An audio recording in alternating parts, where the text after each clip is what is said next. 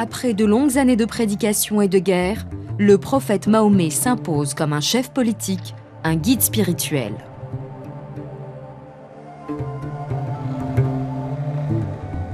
Il crée la nation islamique. Mahomet est le prophète de tous les musulmans et surtout de toutes les musulmanes. Les femmes qui venaient à lui tous les jours, comme les hommes, il était assailli tout le temps. Quand il n'était pas en guerre ou en voyage, tout le monde venait lui demander conseil pour se diriger dans la vie. Il ne faut pas oublier que c'est un monde qui bascule d'un système de référence à un autre. Tout est à trouver, tout est à comprendre. Et très souvent, les hommes étaient perdus. Nous avons une situation où il était en quelque sorte le grand psychanalyste de chacun. Les gens venaient et lui disaient « Mais qu'est-ce que je fais en amour? Comment je traite mon mari? Comment je trouve? Qu'est-ce qui va m'advenir après la mort ?» Bon, il y a toute une série de ces questions. Et constamment, s'agissant des femmes, on voit qu'il leur parlait en commençant par les traiter dans leur dignité, en tant qu'être humain, avec une âme, avec une responsabilité, avec ce sentiment qu'elle devait parler à Dieu et lui rendre compte, c'est-à-dire avec le maximum d'incitation à devenir une personne pleine et entière. Il sait que la condition de la femme est un enjeu majeur. Il sait qu'il faut bousculer les franges les plus traditionnelles de la société qui considèrent encore les filles comme des sous-hommes. Mohammed n'avait pas de problème avec les femmes. Sûrement, il pouvait porter un regard admiratif si une femme lui plaisait. Mais ce n'était pas seulement la femme, entre guillemets, objet pour lui. La femme pouvait aussi avoir un avis. Elle pouvait discuter avec lui. Donc il acceptait de parler aux femmes. Il n'avait pas de problème, il n'avait pas de préjugés qui croyaient que la femme est une créature du second degré. Une créature du second degré. Toute sa vie, Mahomet combattra cette conception. Il consacre d'ailleurs une grande partie de son temps à régler des différends d'ordre conjugaux. Et les femmes n'hésitent pas à le solliciter. Elles réclament même son arbitrage. Le prophète était un homme très coquin, pas du tout pudique.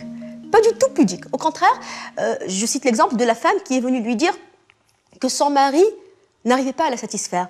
Mais elle a précisé que le problème de son mari, c'est qu'il avait un pénis flasque. Elle a dit de cette manière. Et il y a des hommes autour du prophète qui ont dit hey, « Arrêtez cette femme !» Elle n'a pas honte de parler de cette manière devant le prophète. Et le prophète s'est contenté de rire, sans plus. Et il a répondu à cette femme « Tu peux demander le divorce et on peut te libérer de cet homme qui n'arrive pas à te satisfaire sexuellement. »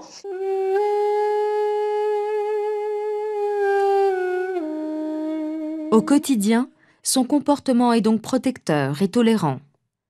Mais il ne s'arrête pas là. Mahomet va changer le statut des femmes. Il va interdire certaines coutumes ancestrales, en premier lieu, le meurtre des petites filles.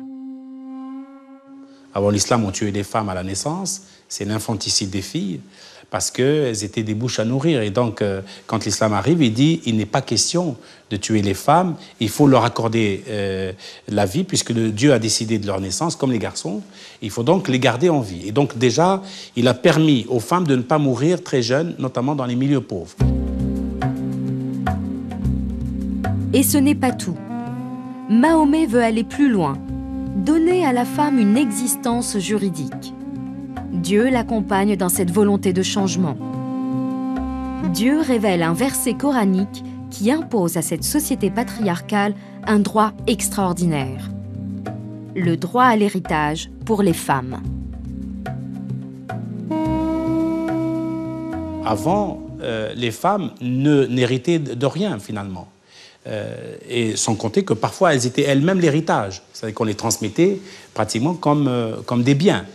Et donc, et il a donné un droit à la femme à l'héritage, y compris elle-même qui peut dispenser une part de son gain, de ses biens, pour quelqu'un d'autre. Donc elle a vocation, si vous voulez, de manière notariale, si je puis dire, à transmettre elle-même des biens à d'autres. Donc, vous voyez un changement radical du statut de la femme. C'est donc un énorme saut dans la conscience de la dignité de chaque femme. Ça, c'est un point tout à fait essentiel. Mahomet ordonne aussi aux maris de mieux traiter leurs épouses.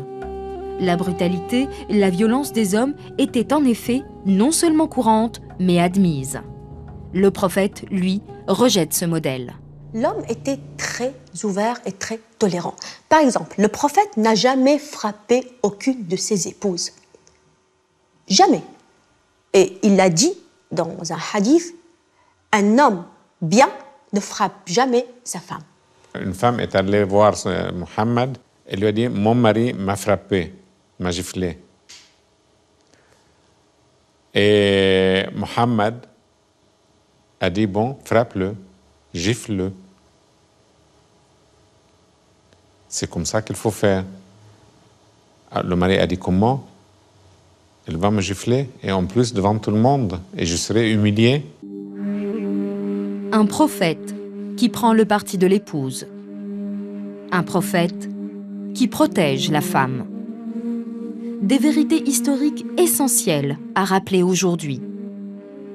Aujourd'hui, où les fondamentalistes cherchent à instrumentaliser Mahomet et à faire dire au Coran ce qu'il ne dit pas. Il faut le dire, et je le dis les yeux dans les yeux avec tous les marabouts d'Afrique et de Navarre, n'existe pas, l'excision n'existe pas, aucune allusion. Mieux, la circoncision n'existe pas. C'était un fait anthropologique que l'islam a gardé, que la sunna, que la tradition a gardé. Elle n'est pas dans le texte. Il n'est pas dans le texte aussi la lapidation de l'adultère, homme ou femme. Et ce n'est pas tout. Voilà la réponse à ceux qui veulent imposer au nom du Coran des mariages forcés. Il n'y a aucun texte qui oblige la femme, la jeune fille, à épouser un mari qu'elle ne veut pas, qu'elle refuse. Aucun.